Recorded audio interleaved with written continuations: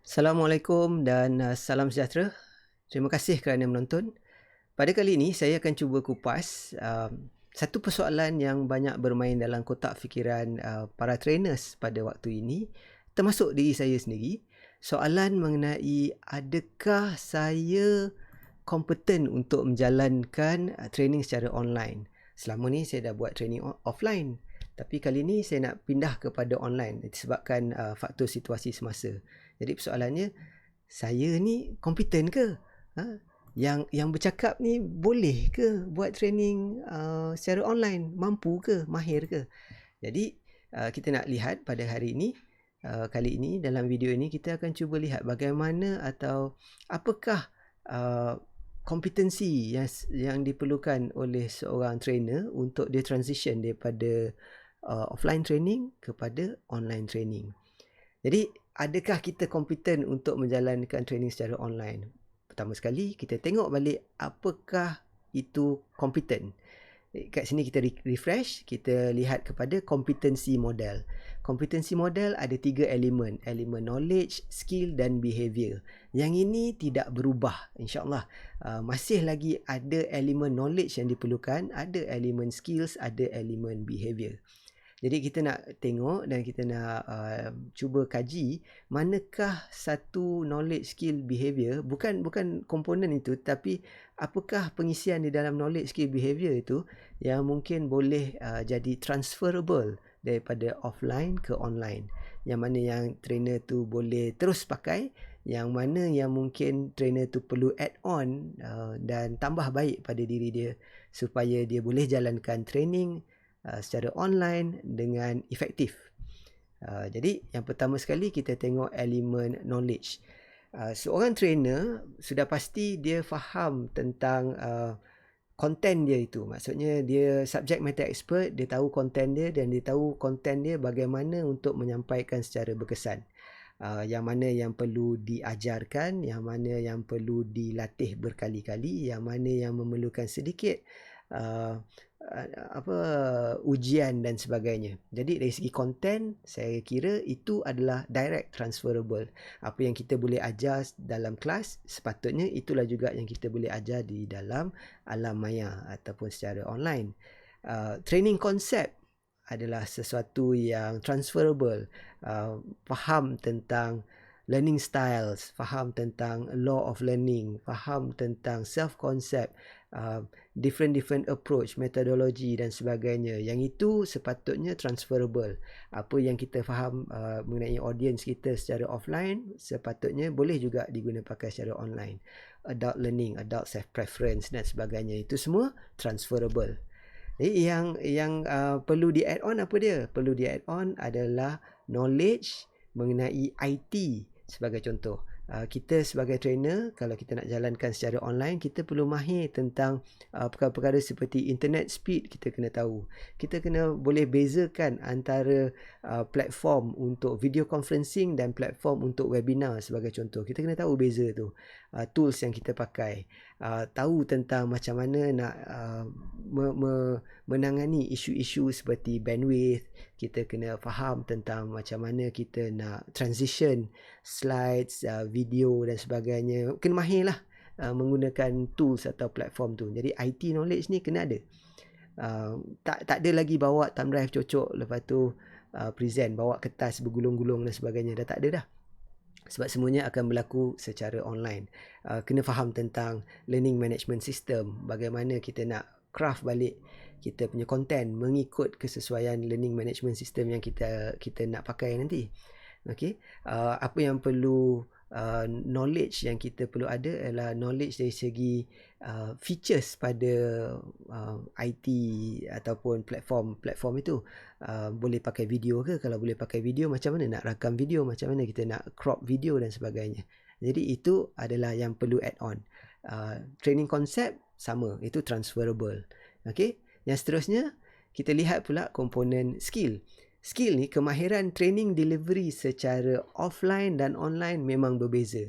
Untuk sustain engagement orang melalui screen tidak sama dengan bila kita berdiri di depan. Bila berdiri kat depan, kalau tengok macam peserta tu dah mula macam bersetuju 100% dengan kita tu, kita boleh datang dekat dia dan mungkin bolehlah tepuk-tepuk meja dia ke apa kan.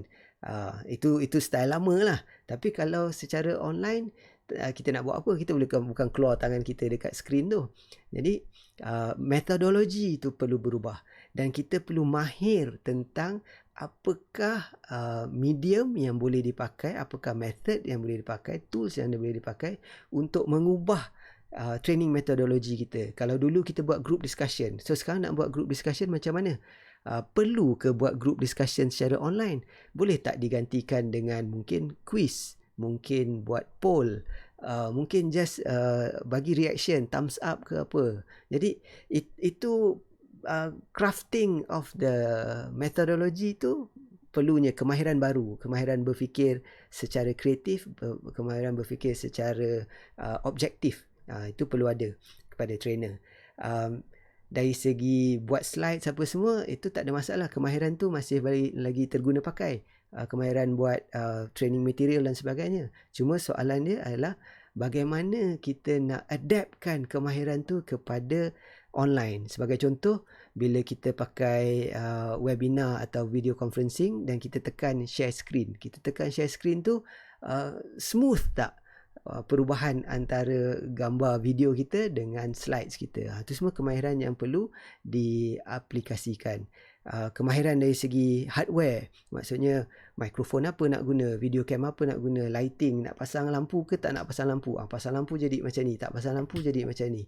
Ini semua knowledge dan skill yang kita perlu masukkan dalam kita punya percubaan kita untuk transition daripada offline ke online. Yang seterusnya adalah behavior. Behavior kita sebagai trainer kena berubah. Kalau dulu kita boleh kata berdiri kat depan aja orang akan bagi perhatian. Kita boleh tarik perhatian orang. Tetapi bila kita buat secara online, semudah eye contact tu. Kalau kita seronok nak tengok muka kita dekat skrin aja, jadi macam ni lah, tak ada eye contact. Tapi kalau kita behavior kita berubah dan kita kata tak perlu tengok muka sendiri, kita kena tengok kamera.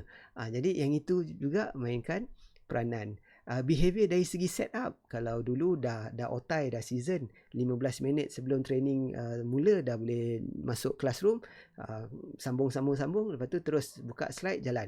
Tapi sekarang ni dengan menggunakan platform secara online ni, setting dia lain. Kita tak boleh masuk 15 minit sebelum, mungkin 30 minit sebelum, 1 jam sebelum kita dah kena log in, kita dah kena create dia punya waiting room tu, dan juga kita menantikan peserta masuk. Jadi itu adalah behavior yang berbeza. Behavior seperti berfikir tentang bagaimana kita nak menjalankan training kita, bagaimana kita nak pastikan ia berkesan. Itu semua reflect kepada diri kita. Jadi itu berubah. Secara tidak langsung, framework, kompetensi model tu, knowledge, skill, behavior tu tetap sama. Cuma yang mana yang kita perlu add on tu perlulah bersesuaian dengan task yang kita buat, iaitu tugas kita sebagai menjalankan training secara online. Banyak lagi sebenarnya yang kita perlu pelajari, tetapi kalau nak tunggu perfect baru nak buat, mungkin kita akan ketinggalan.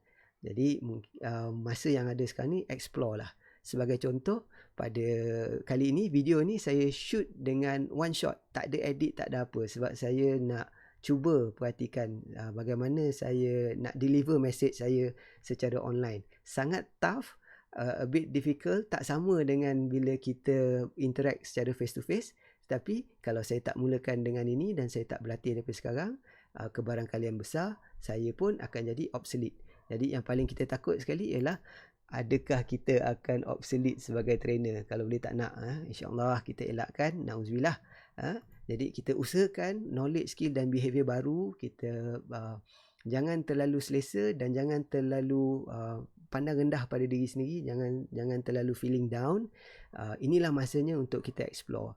Banyak opportunity di luar sana, dan slowly kita interact dengan trainer-trainer yang biasa buat online. Kita perhatikan, kita tengok, dan kita kenal pasti. Kita buat self analysis pada diri kita sendiri, yang mana kemahiran kita yang sepatutnya insyaAllah boleh membantu kita untuk survive. Jadi kalau anda semua melihat video ni dan rasa ia bermanfaat, dan mungkin ada kawan-kawan lain yang mungkin perlu dengarkan message ini, bolehlah like, share dan subscribe kepada YouTube channel saya ni. Saya akan berkongsi mungkin secara ini santai sikit. Kalau ada apa-apa soalan boleh tinggalkan di ruang komen. InsyaAllah saya akan pick up untuk topik-topik yang seterusnya. Jadi sekali lagi terima kasih kerana menonton dan diharap kita semua janganlah cepat putus asa, jangan cepat mengalah.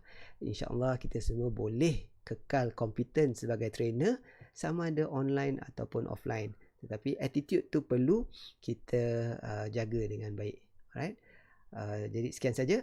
Assalamualaikum warahmatullahi wabarakatuh. Stay safe.